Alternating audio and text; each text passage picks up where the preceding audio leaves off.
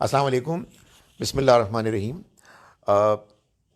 میں نے یہ سوچا کہ we talk a lot about Islam with people who are grown up, مگر ہمارے جو ٹین ایجرز ہیں they are normally not given the opportunity to talk about Islam and to talk about it freely. They've got lots and lots of questions in their minds. میرا خیال ہے ہم بوڑھے لوگوں سے تو کئی زیادہ سوالات ان کے پاس ہوتے ہیں.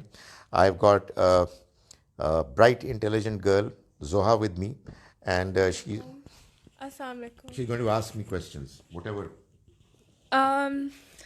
سب سے میں نے I searched online and I asked a few of my friends کہ ان کے کیا آج کل ان کو کیا اسلام سے، بیکاز اگر ہم دیکھیں تو ٹین ایجرز بہت دور ہوتے جا رہے ہیں، they don't get some things. اور وہی جو ایک ٹپکل جو پاکستان میں ایک تھاٹ پروسیس ہوتا ہے قرآن کو لے کے اور اسلام کو لے کے، وہ خاص طور پہ جو ایسی چیزیں ہیں جو مطلب جن کو بہت زیادہ ایگزیجریٹ کر کے ہمیں بتاتے ہیں اور ڈرا دیتے ہیں ریلیجن سے. تو اسی لیے آج کل میرے جتنے بھی ایج فیلوز ہیں وہ سارے اسلام سے بہت دور ہوتے جا رہے ہیں.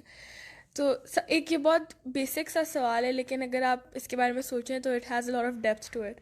اگر اللہ میاں آپ سے 70 ماہ سے زیادہ پیار کرتے ہیں تو وہ آپ کو دوزخ میں کیسے ڈال سکتے ہیں؟ کیونکہ آپ جو بھی گناہ کرو آپ کی ماں کبھی آپ کو دوزخ میں ڈالنے کو تو نہیں کہے گی. تو اس کے بارے میں آپ سے پوچھ رہے ہیں. ٹھیک ہے، ویری گڈ کویشچن زوہا. ایک بات میں آپ کو بتاؤں، ہو سکتا ہے کہ میں آپ کو جواب دوں اور وہ کوئی بہت کنونسنگ نہ ہو، مگر don't ever stop asking questions. اور یہ جو ہے نا ایگزیجریٹڈ پریزنٹیشنز وغیرہ، اس سے نہ بالکل پریشان ہو. آئی کین ایشور یو کہ اگر مجھ سے جواب نہیں ملے گا کوئی اور دے دے گا، but there are answers to every question, convincing answers. Now let me try this question. دیکھیں، ماں کے اور اللہ کے، گاڈ کے درمیان ایک امپورٹنٹ ڈفرینس ہے، اور وہ یہ ہے کہ while mothers are biased, God is fair. So اس میں کوئی شک نہیں ہے کہ اللہ تعالیٰ کی کمپیشن، مرسی بہت زیادہ ہے، بٹ اس کی ایٹریبیوٹس ایک نہیں ہے. اس کی ایٹریبیوٹ، اس کی صفات بہت ہیں، اور ساری کمپلیٹ ہیں، اور ساری سائملٹینیسلی فنکشن کر رہی ہیں. So God is extremely loving and God is absolutely fair. Mothers are not fair, mothers are biased. ماں کہے گی نہیں، میرے بچے کو ہر حال میں بچا لو، بائی ہک اور by crook. God would say, I want to save my beings, human beings, my creation, as far as much as is possible. آپ گناہ کریں، آپ زیادتیاں کریں، وہ آپ کو معاف کرنے کے لیے تیار ہے. ایک مرتبہ نہیں، 2 مرتبہ نہیں، 10 مرتبہ نہیں، hundreds of Times. So long as you are willing to say sorry, he is more than willing to accept it, provided you do it properly. مگر آپ امیجن کریں، ایک بندہ ہے، وہ غلطی پر غلطی کر رہا ہے، جان بوجھ کر رہا ہے. اللہ تعالیٰ اس کو کہہ رہے ہیں، بتا رہے ہیں ایک چینل سے، دوسری سورس سے، یا تیسرے طریقے سے. اس کو بات سمجھ میں آ رہی ہے کہ یہ غلط ہے، وہ کہتا ہے میں نے کرنی ہے. یہ ایک دن کی بات نہیں ہے زوہا، ایک ہفتے کی بات نہیں ہے. when things go wrong over and over again, over a period of time, over years, پھر کوئی ایک موقع آتا ہے کہ جب اللہ تعالیٰ یہ فیصلہ کرتے ہیں، اور یہ مجھے آپ کو نہیں پتا، یہ اللہ فیصلہ کرتا ہے اپنی تمام مرسی کے بعد کہ نہیں، اب this person has gone to a point of no return. تب وہ پکڑا جائے گا. اور آپ یقین جانیں، اس سے پہلے بہت اپرچونیٹیز ہیں، ماں سے کہیں زیادہ ہے. ٹھیک ہے. اچھا، ایک اور سوال یہ ہے کہ میں جب چھوٹی تھی تو میرے اسکول میں ایک ٹیچر تھیں، انہوں نے مجھے کہا کہ اگر آپ اسلام کو چھوڑ دو، مطلب اسلام، if you decide to change your religion, آپ اسلام سے مطلب ختم کر دو تو آپ واجب القتل ہوتے ہو، آپ کو مار سکتے ہیں. تو از دیٹ ٹرو؟ بیکاز ایک فریڈم آف مطلب آپ کے پاس ایک فریڈم آف اسپیچ ہوتا ہے، آپ you live in a free world, in a free country, تو آپ وائی کانٹ یو، ٹھیک ہے آپ جیسے جو بھی آپ نے کیا ہے، لیکن وہ آپ کا اپنا پرسنل اللہ میاں اور آپ کا مسئلہ ہے، تو وہ لوگوں پہ کیوں چھوڑ دیا جاتا ہے کہ آپ ان کو قتل کر دو کیونکہ انہوں نے اسلام چھوڑ دیا؟ آپ کے ابھی بھی ان ٹیچر سے کانٹیکٹ ہے؟ نہیں. اور وہ کون سے سبجیکٹ کی تھی؟ ہسٹری. او گاڈ. چلیں کبھی ان سے ملاقات ہو نا تو ان کو سلام بھی کریں، اور ان کی برتھ ڈے کی اگر آپ کو معلوم نا ڈیٹ، تو ان کو برتھ ڈے کی مبارکباد بھی پیش کریں، اور ان سے کہیں کہ ہاؤ آر یو. اور فار گاڈ سے اس طرح کی باتیں نہ کیا کریں میڈم، یہ تو اٹ میکس نو سینس. زوہا آپ سوچیے کہ میں کسی کرسچن کو جا کے پریچ کروں کہ یار تو مسلمان ہو جا، اور اگر کرسچن کہے کہ I want to preach to you in turn کہ تم کرسچن ہو جاؤ، نہیں نہیں نہیں نہیں نہیں نہیں میں نہیں ہو سکتا اس لیے کہ مجھے مار دیں گے. واٹ از دس یار؟ Is absolutely contradicting, it's contradictory. اور زحا ایک بات سمجھ لیں، جہاں کہیں دین کی کسی انڈرسٹینڈنگ میں آپ کو گڑبڑ نظر آئے، کنٹرڈکشن نظر آئے، تو be absolutely sure that there is something wrong. اب میں آپ کو بریفلی بتاتا ہوں کہ اصل میں مسئلہ کیا ہے. قرآن میں جو اللہ کی کتاب ہے اس میں اللہ تعالیٰ نے یہ بتایا ہے ایٹ لیسٹ 3 جگہوں پر کہ اگر کوئی شخص مرتد ہو جائے، یعنی وہ اپنے ریلیجن کو ابینڈن کر دے، تو اگر وہ جان بوجھ کے کرتا ہے تو اللہ تعالیٰ اس کو پھر پوچھیں گے اس بارے میں وغیرہ وغیرہ. دنیا کی کوئی پنشمنٹ اپوسٹسی پر، ارتداد، مرتد ہونے پر قرآن نے بیان نہیں کی. آپ کہیں گی کہ پھر یہ میری میڈم نے کیسے کہا؟ اس کا جواب تو خیر میڈم بھی دے سکتی ہیں، لیکن میں آپ کو ان کی طرف سے جواب دیتا ہوں. آپ کی میڈم نے اس لیے کہا کہ یہ مسلمانوں میں مشہور ہے. مسلمانوں میں کیوں مشہور ہے؟ اس لیے مشہور ہے کہ یہ حدیث میں آیا ہے. حدیث کیا ہوتی ہے؟ حدیث نبی اکرم صلی اللہ علیہ وسلم کا ارشاد ہے، آپ کے اقوال ہیں. تو حضور نے ایسا کیوں فرمایا؟ اب میں اس کا جواب دیتا ہوں. دیکھیں، نبی صلی اللہ علیہ وسلم نے جو باتیں بیان فرمائیں، ظاہر ہے ان کا کوئی کانٹیکسٹ ہوگا نا کسی موقع پر. انفارچونیٹلی عام طور پر جب حدیث کی بات بیان ہوتی ہے تو وہ کانٹیکسٹ کے بغیر ہوتی ہے، اور لوگ اس کو جنرلائز کر لیتے ہیں.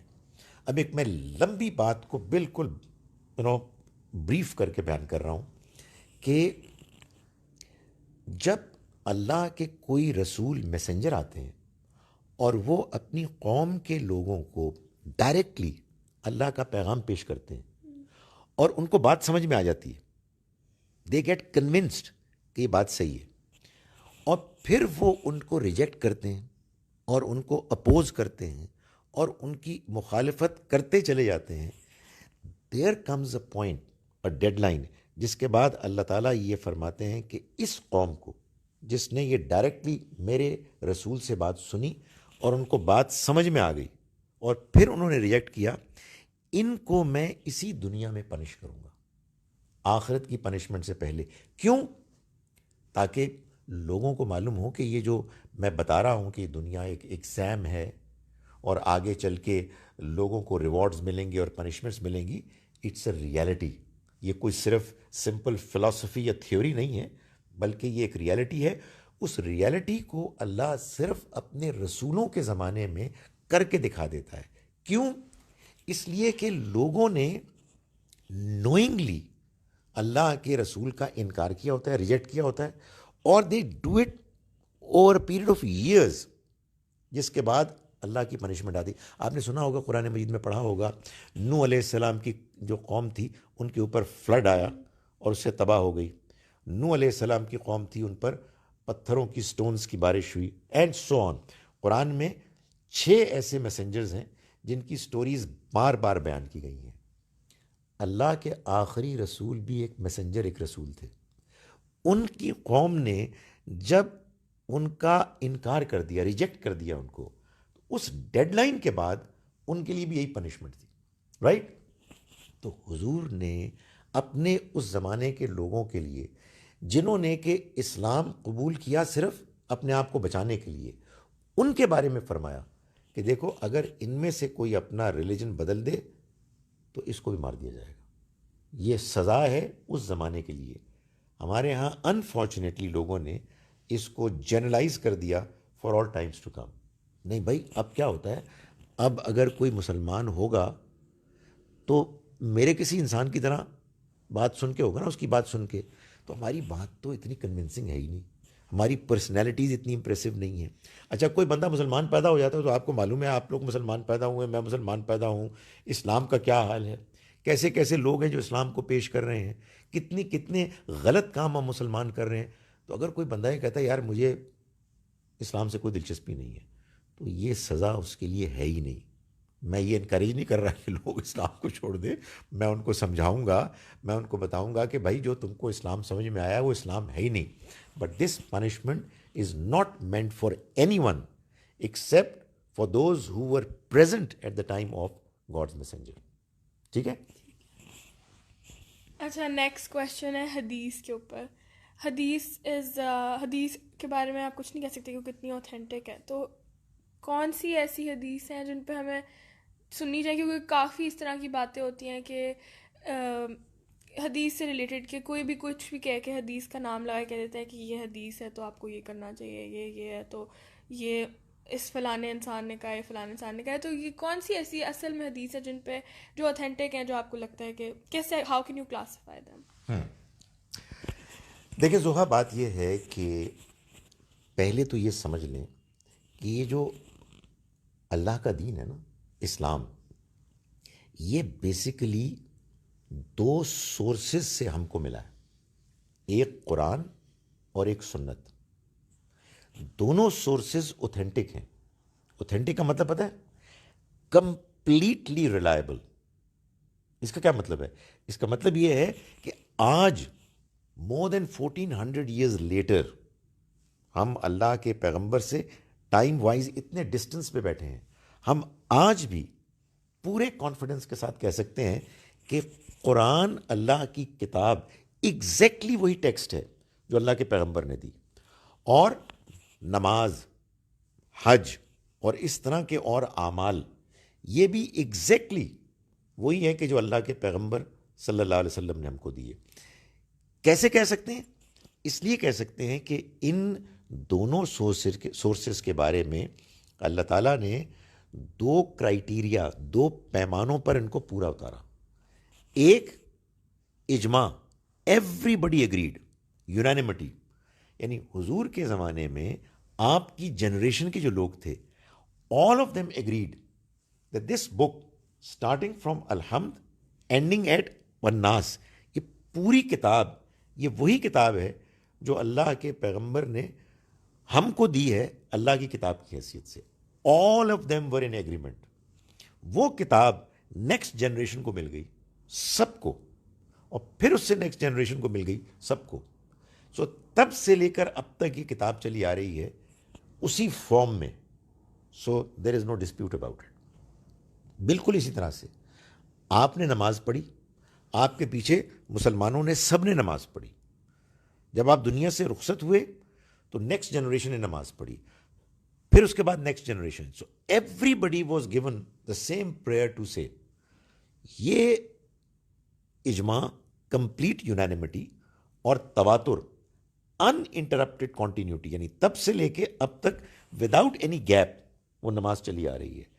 یہ ہے اصل دین, قرآن اور سنت, رائٹ. وہ ٹیکسٹ ہے, یہ پریکٹس ہے. اب اس کے بعد ایک بڑی نیچرل سورس ہے, وہ کیا؟ اللہ کے پیغمبر نے اللہ کے دین کو لوگوں کے سامنے پیش کیا, ایک زندگی گزاری.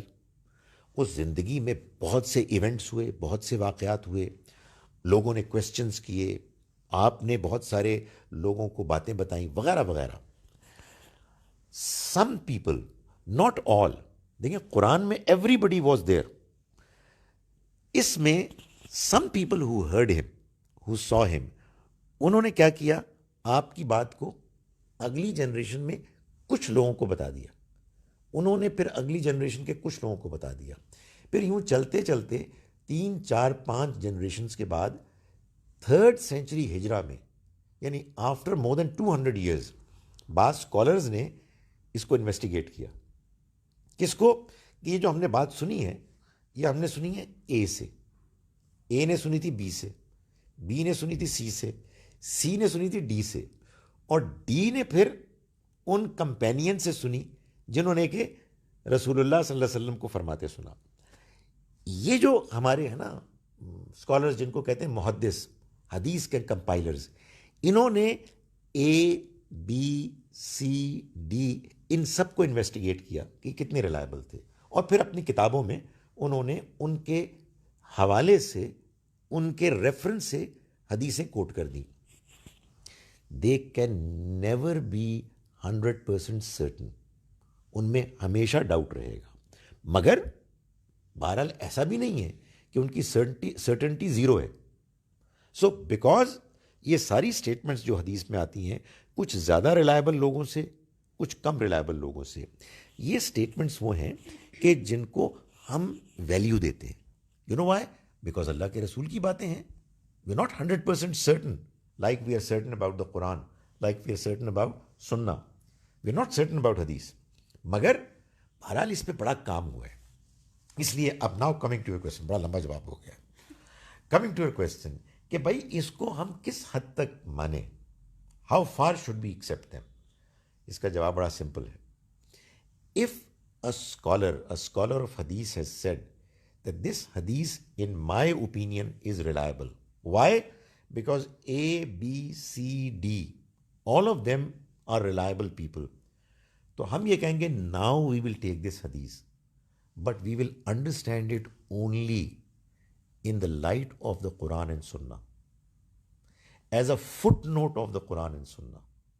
حدیث الگ سے کوئی ڈفرنٹ ریلیجن بیان نہیں کر سکتی, وہی ریلیجن بیان کر رہی ہے. تو if you look at it as a footnote of Quran and Sunnah, کوئی پرابلم نہیں آئے گی.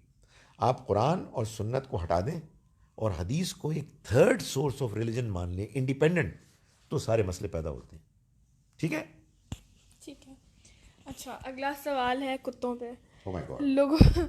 لوگوں کو لگتا ہے, پتہ نہیں یہ مس انڈرسٹینڈنگ ہے, اصل مسئلہ ہے کہ کتوں کی تھوک پلیت ہوتی ہے. کتے خود بھی پلیت ہوتے ہیں, ان کو گھر میں نہیں لانا چاہیے.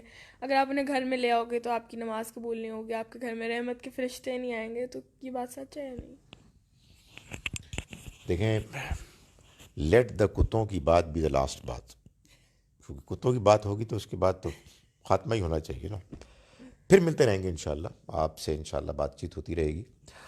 دیکھیے زوہا, یہ جو کتوں کا مسئلہ بھی ہے نا, یہ بھی اصل میں اس ڈسکشن ہی سے ریلیونٹ ہے جو ابھی ہم نے حدیث پہ کی.